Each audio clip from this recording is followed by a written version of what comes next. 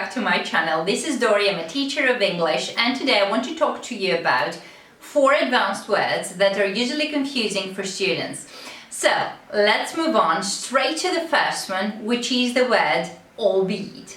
So the word albeit is a conjunction that actually means although or even though. It is used to introduce a clause that is in contrast to what is said in the main clause of the sentence. I want to talk a little bit about the pronunciation of this word because this is what students find the most confusing. I have heard it read as albeit, albeit, different pronunciations. The correct pronunciation is albeit, and that's because it actually consists of 3 words: al, the verb to be, and eat. So altogether, albeit.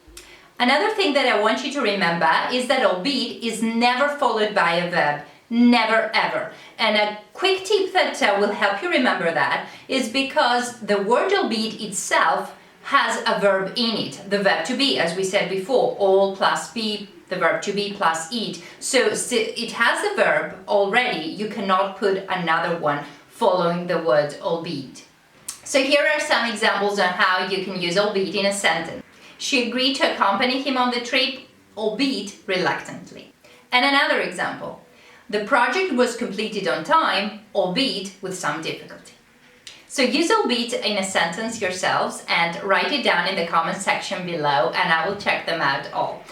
So now let's move on to our second word. Our second word is notwithstanding. So I have a funny story with notwithstanding. Once I had a student that she was preparing for the ECP Michigan exam of proficiency, if you know that, and she had a multiple choice, and one of the choices was notwithstanding. However, she never gave it a second thought or whatever, she never chose it, and she answered the question wrong because this was the correct answer actually. Because she thought that this word doesn't exist, that it is a made-up word, and they did it just to confuse students because it was non-existent. Of course, it is a real word, it does exist, it is mainly a preposition that means in spite of or despite. It is often used to introduce a clause that is in contrast with the main clause again, and it is followed by a noun. Let's see some examples with notwithstanding. Example number 1. The company experienced some financial difficulties, notwithstanding its recent success. Example number 2. Notwithstanding his lack of experience, he still became a manager of the company.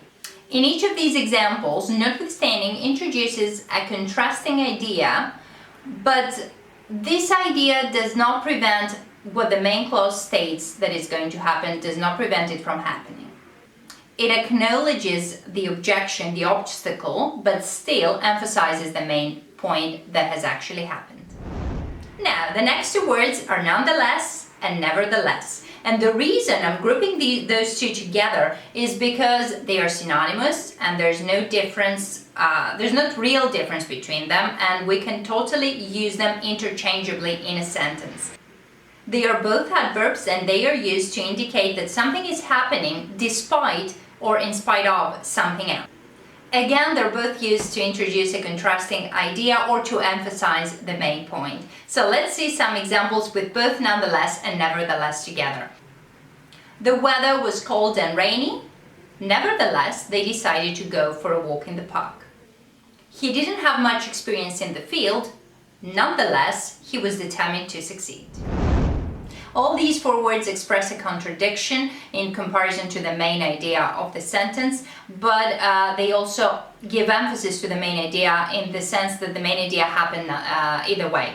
So there is a difference in the way they are used, especially with albeit and notwithstanding, that they're usually followed by a noun.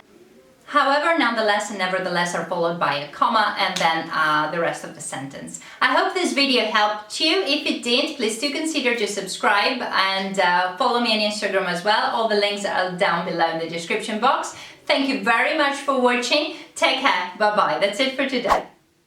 She agreed to... This is how weird it seemed to her. Of course, it is a real word. It does exist. It is a conjunction. Oh, no. In each of these examples, notwithstanding, introducing it.